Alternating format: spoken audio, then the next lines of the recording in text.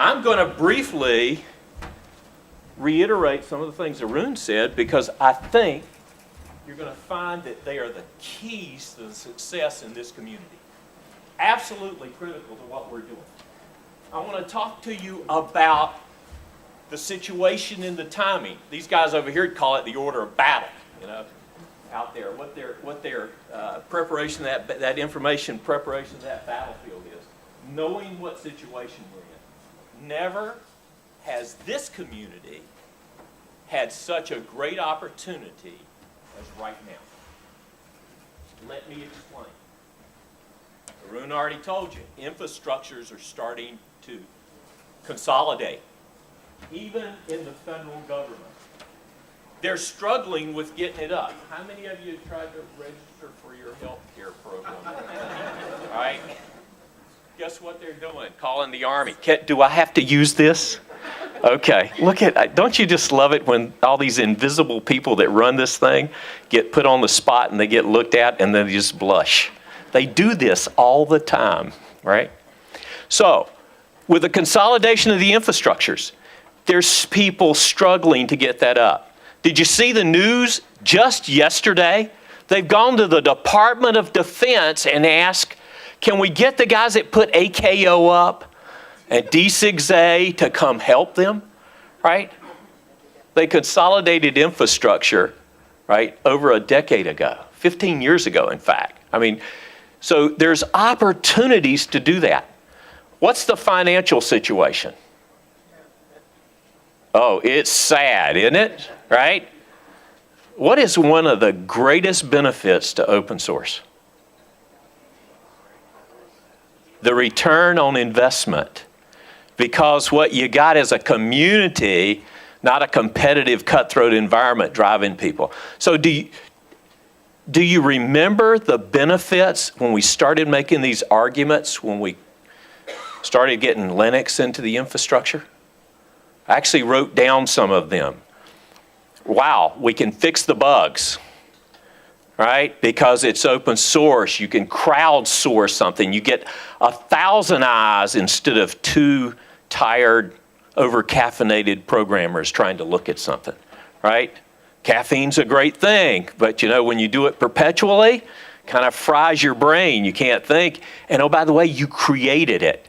Have you ever tried to edit your own paper? Doesn't work, does it? Right? You got to get an editor to look at what you said and make common sense out of it. That process in itself is incredible.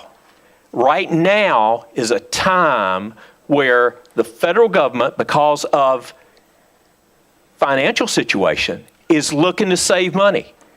You could not have done this 5 years ago. They were awash in money. Think about it. What is the motivation to change if you've got everything you want and plenty of money left over to do more of the same thing? Nothing. For the first time in years, the government is having to take serious steps.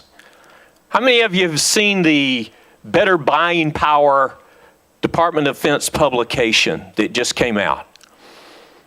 It's all about, a whole magazine was dedicated to how to be more frugal, how to wisely invest your money. So I'm going to have a question for you, and I will probably wrap up with this very question, so think about it. Where is the community voice that is telling this message collectively, not individually, to the federal government about the value of open source? And that may be the challenge today, is the collaboration in here may not be about an individual business relationship, but a community with a voice to the federal government in a time of need that can bring value to the table, and a value proposition that will set the conditions for success in the future. There's 7 points that I wanted to pull out. And I actually wrote them down, and you know that's uncharacteristic of me to ever write anything down. But I thought they were so telltale that this is the guidance that the people that build the 5-year planning guidance for money in the Department of Defense are being told. No more big programs with rare exception. I want incremental improvements. I want to focus science and technology on things that will bring me great return on investment. I want to look at the industrial base and identify critical things. I want to reduce developmental cost. If you're in the Army, you know that was a test question at the end, and you better write down the answer because you're going to get asked at the end of the presentation, right? I want to focus. And this came out of the Army, so they wanted to focus on the soldier and the squad. Why? And if you're in the other services, the same kind of guidance is being given. Focus on the place where we have not put technology, because technology gives you a return on investment. And then the last framing guidance that we're given is make this go through 2019 because we don't see it getting much better in there.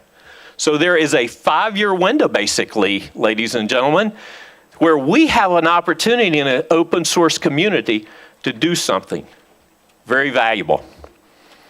So I think one of the things about this community that may be the most valuable we have, and that is one of the founding principles of open source, and that was the democratization of something so valuable that has changed our lives. And I want to start off by saying, you never know what the end of the journey is until you get to the end of the journey. So often we make the mistake of trying to plan the end state when what we need to simply do, and if you guys need to get a translation of this, those two folks over there will tell you. We need to just shut up, ruck up, and move out. And we will discover what comes next and not over-plan ourselves to stupidity. The challenge, therefore, is how do we collectively start moving out and offering an opportunity to the federal government. Some of us will win, some of us will not, but we can change the world for better. And now is when you change the federal government. So, what do you deal with? You deal with a couple of things. Number one, if cost is the issue, what you do is start to show return on investment. You have to show that return in a way the government can implement. I'd ask you to think about something. Have we patterned ourselves after the inefficiencies, and we have closed our community to the point where in this room now we have competitors? Or do you view yourself as a part of a greater community? I mean, we could not be sitting in a more appropriate place than the shadow of that building right there to talk about community and voice from the bottom. Because this community is not about an oligarchy. It is about a community that is ready to lead. It is about thousands of ideas, not one. What can you do to champion that? It's time for the community to act so that we're not locked in for another decade and unable to change. Now, would anybody in this room, who would agree with me to say that your biggest struggle has been because the government had too much money and you can't win because you don't fit the model and you can't displace the current infrastructure. Would anybody agree with that? Absolutely. You have to agree with that. So how do you challenge that? Walk in where somebody's infrastructure, it will fail, and deal with that. Those 7 guiding principles that you saw coming out of DOD for the guys that are building the next 5-year budget, they're looking for answers that said, I complied with your guidance. I am going to save money. Sequestration. Has anybody heard of that? Has anybody in this room not heard of that? I'm looking at you, young lady, keeping time. Have you heard of sequestration? She won't even answer me. Look at that, you know? Well, how long does sequestration last? 10 years.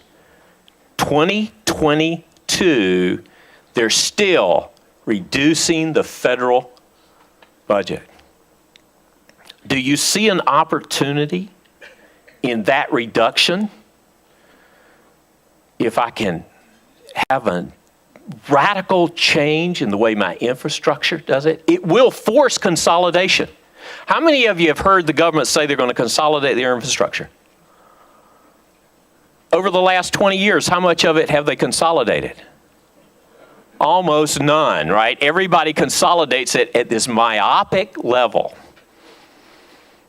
If they're going to cut like we experienced in 2013, in 2014, 15, right on through 22, do you think they're going to finally run out of money where somebody's got to say, if I want to have that service, it's going to have to be consolidated because I can't pay for it myself? See the opportunities we have? I find it absolutely amazing. I'm sitting here going, wow, what is the tagline on those instructions that I just gave you, read to you actually? You know what the tagline says? We're looking for versatility, for tailorability, yet we want it affordable and cost effective. There's something new in that tagline.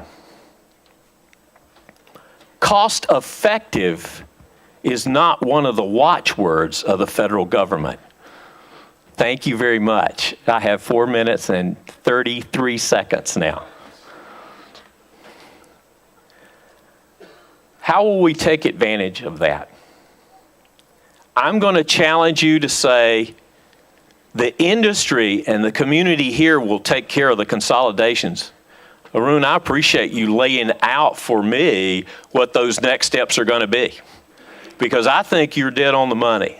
But that's about technology. What I want to do is talk about sociology. And I would like to see, and this may be the core group to do this, I would love to see us take on a challenge that says, as a community, we are going to advocate for democratization of this infrastructure.